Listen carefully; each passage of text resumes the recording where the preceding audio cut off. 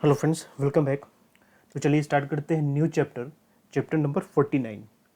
Again chapter number 49 आपको sixth addition का chapter number है।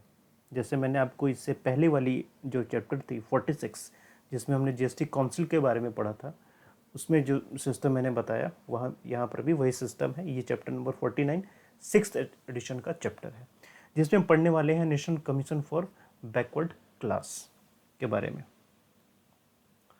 तो जैसे मैंने पहले भी बताया था आपको पिछले वाली वीडियो में भी कि ये एक नया नहीं है, ये पुराना ही है बॉडी।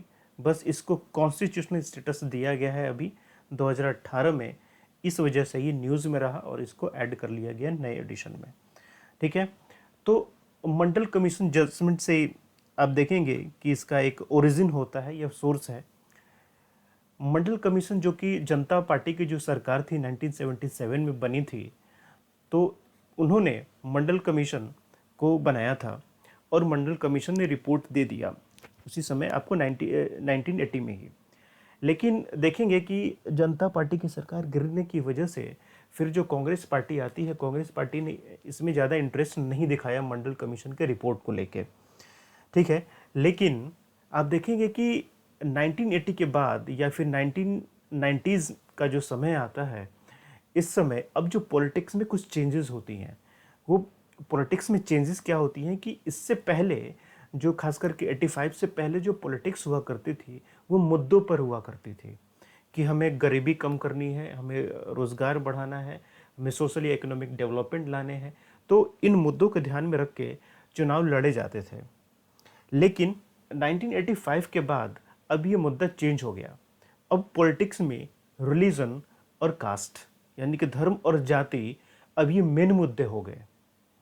ठीक है, तो अब यहाँ पर क्या हुआ कि अब यहाँ पर ये अब मैटर आने लगा कि मंडल कमीशन की जो रिपोर्ट है अब उसको मैटर में लाया जाए, यानी कि अब रिजर्वेशन का कुछ यहाँ पर काम आने लगा बैकवर्ड क्लास को देने का।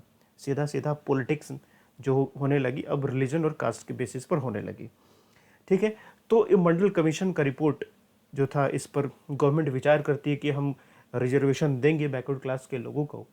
तो ये मैटर पहुंचता है कोर्ट में और यहाँ पर सुप्रीम कोर्ट 1992 में यानी कि 1992 में जजमेंट देती है। और जजमेंट क्या था, सुप्रीम कोर्ट का कहना था कि यहाँ पर सेंट्रल गवर्नमेंट एक परमानेंट स्टैट्यूटरी बॉडी लेके आएगी जो कि बैकवर्ड क्लास से रिलेटेड लोगों के जो ग्रीवेंसेस होंगे, प्रॉब्लम्स होंगे या फिर उनका जो भी स्टेटस होगा उसकी इंक्वायरी करेगी। ठीक है, जैसे कि कौन कौन से क्लास को इसमें ऐड करना है, कौन कौन से बैकवर्ड क्लास को इसमें ऐड करना है, किस कास्ट को ऐड करना है, इसमें कौन से ओवर इंक्लूजन है यानी कि उनको बाहर रहना चाहिए लेकिन फिर भी वो इस लिस्ट में मौजूद है, कौन से क्लास ऐसे हैं जो नॉन इंक्लूजन है, जिनका इंक्लूजन नहीं हुआ है। ठीक है, तो ये सब सारा देख रेख करने का काम इस परमानेंट स्टैट्यूटरी बॉडी का होगा। ठीक है, तो इस चीज़ को देखते हुए सेंट्रल गवर्नमेंट फाइनली 1993 में आपको एनसीबीसी यानी कि national commission for backward class इसका इस्टेब्लिशमेंट करती है। अगेन न्यूज़ में क्यों रहा, क्योंकि 102 अमेंडमेंट एक्ट 2018 के द्वारा इसको एक कॉन्स्टिट्यूशनल स्टेटस दे दिया गया। यानी कि पहले ये एक स्टैट्यूटरी बॉडी हुआ करती थी, लेकिन अब ये एक कॉन्स्टिट्यूशनल बॉडी हो गई। जैसे कि आपको national commission for ST, national commission for SC है। ठीक है, तो उसी तरीके से आपको अब यहाँ पर national commission for backward class भी हो गया, एक कॉन्स्टिट्यूशनल बॉडी। और ये आपको हमारे कॉन्स्टिट्यूशन के आर्टिकल 338 बी में इसको रखा गया है।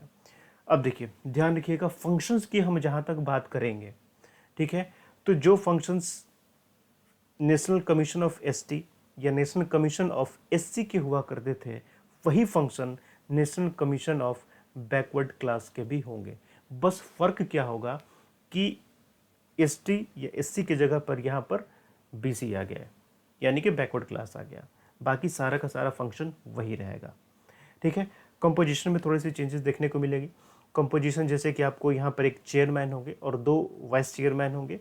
ठीक है, और 3 अदर मेंबर्स होंगे। इनको जो है आपको अपॉइंट करने का काम प्रेसिडेंट का होगा और इनके जो सर्विस कंडीशंस होंगे, टेन्यूर होंगे, ये भी डिसाइड करने का काम यहाँ पर प्रेसिडेंट का होगा, जैसे कि इनमें भी होता था। ये जो आपको काउंसिल ऑफ एसटी, ये नेशनल कमीशन ऑफ एसटी या नेशनल कमीशन ऑफ एससी है, यहाँ पर भी ये अधिकार किसके पास था? प्रेसिडेंट के पास ही था, उनके टेन्यूर सर्विस को डिसाइड करने का। और यहाँ पर भी ये सारा अधिकार प्रेसिडेंट के पास में ही होगा।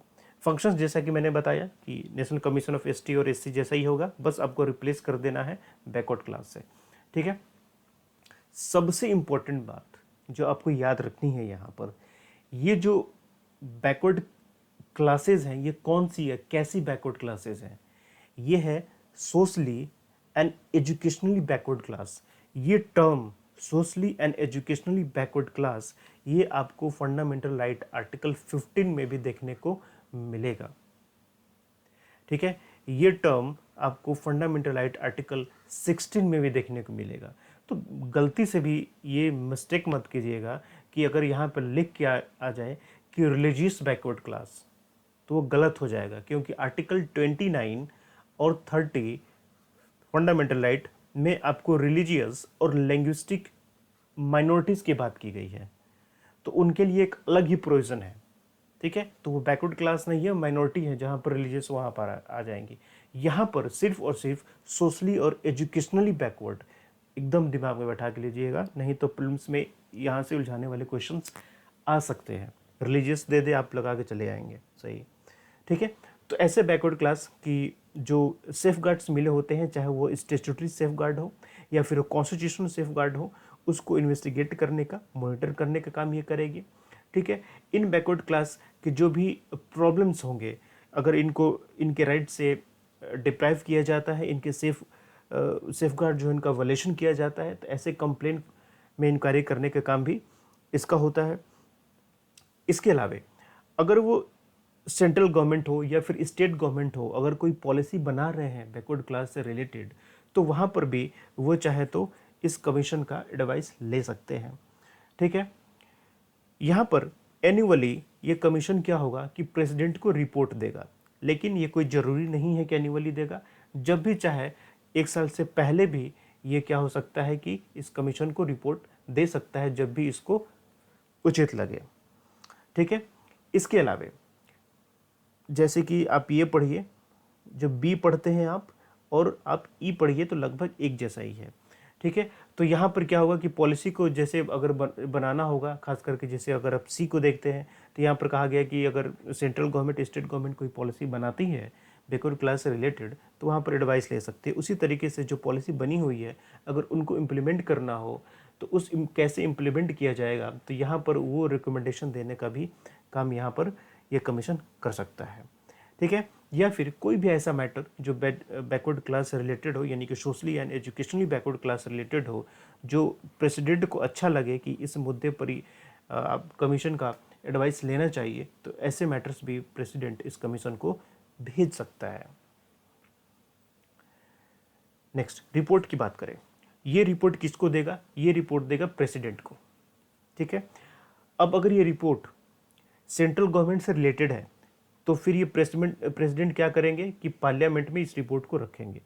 अगर ये रिपोर्ट स्टेट गवर्नमेंट से रिलेटेड है, तो फिर प्रेसिडेंट क्या करेंगे कि स्टेट गवर्नमेंट को रिपोर्ट देंगे, और स्टेट गवर्नमेंट क्या करेगी कि अपने यहाँ स्टेट लेजिस्लेचर में इस रिपोर्ट को रखा जाएगा और इनके रिकमेंडेशन पर चर्चा होगी।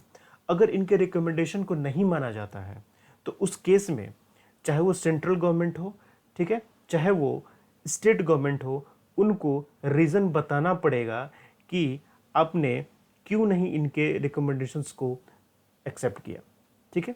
तो उसी तरीके से जैसे कि SC/ST के कमीशन हुआ करते थे।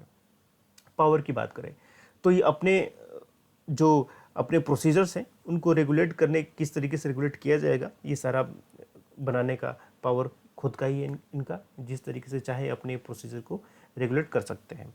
दूसरी चीज़, सिविल कोर्ट का दर्जा है। जब ये इंक्वायरी इन्वेस्टिगेशन करेंगे तो सिविल कोर्ट का पावर इनके पास होगा, अगेन SC/ST कमीशन के तरीके से, ठीक है।